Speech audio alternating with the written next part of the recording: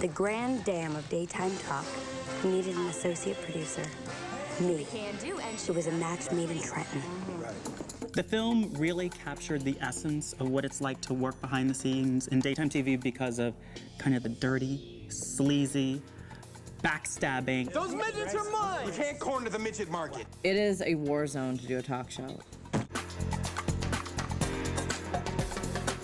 We see on these shows these crazy guests and the crazy topics and this unreal world that is so foreign to us, yet it is somebody's life. What's interesting is what's going on behind the scenes, and that's what the movie kind of gave us a glimpse at. It made me think of our show, made me think of Ricky Lake. It really did kind of capture all the different talk shows.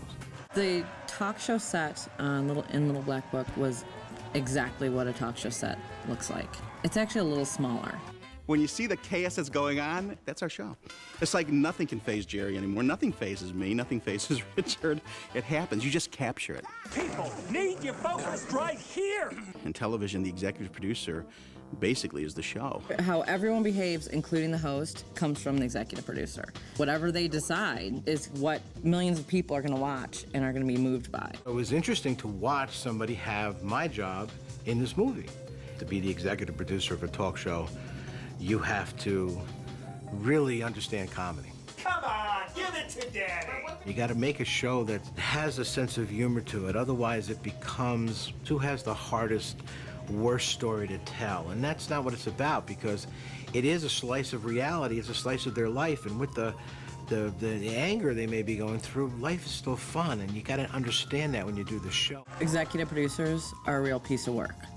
Kippy to makeup. In The Little Black Book, it was a perfect portrayal of how executive producers think and treat their hosts. Help, Kippy, help you! That is very moving. In Carl's defense, these hosts are somewhat of a piece of work as well, and they're very demanding.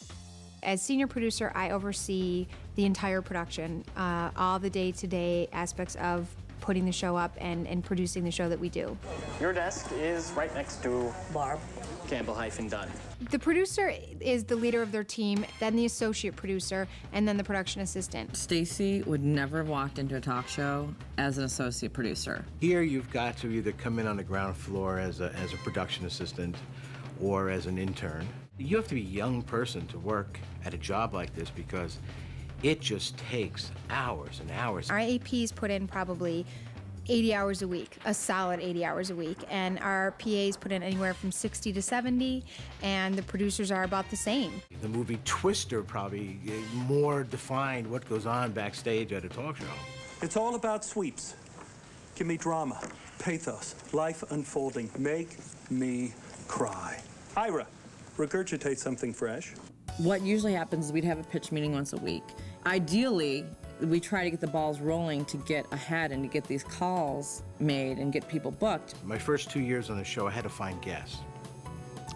And we didn't have a computer. We didn't have an internet.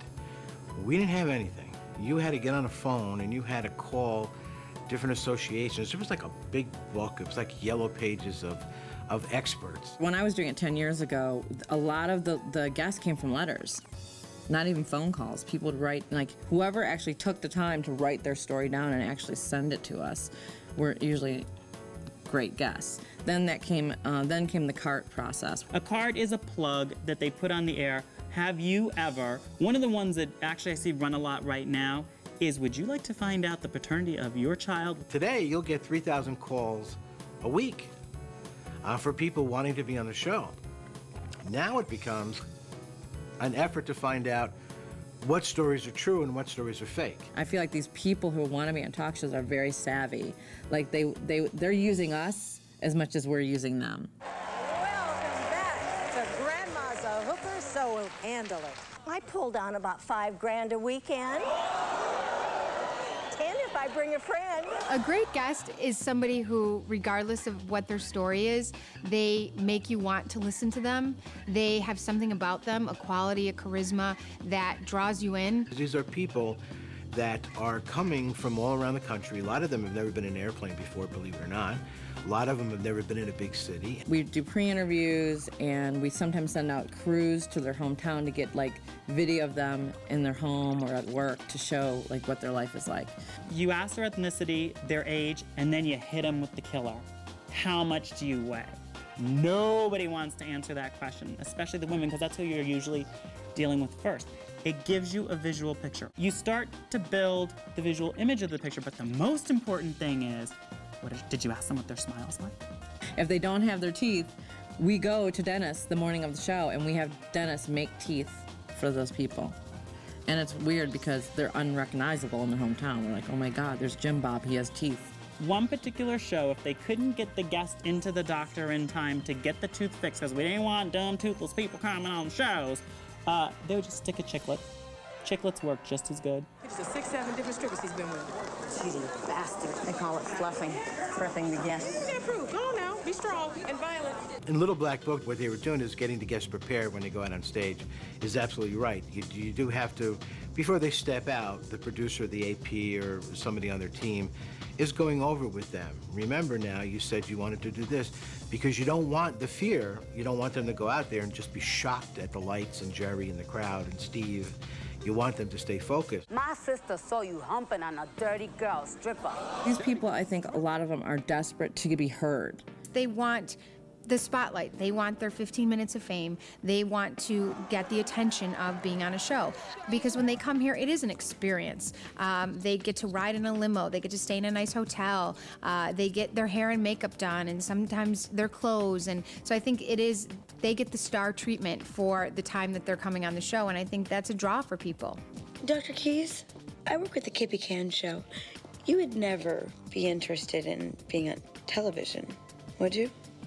We play into these certain roles to befriend these people so they can trust us. Unfortunately, I have fallen victim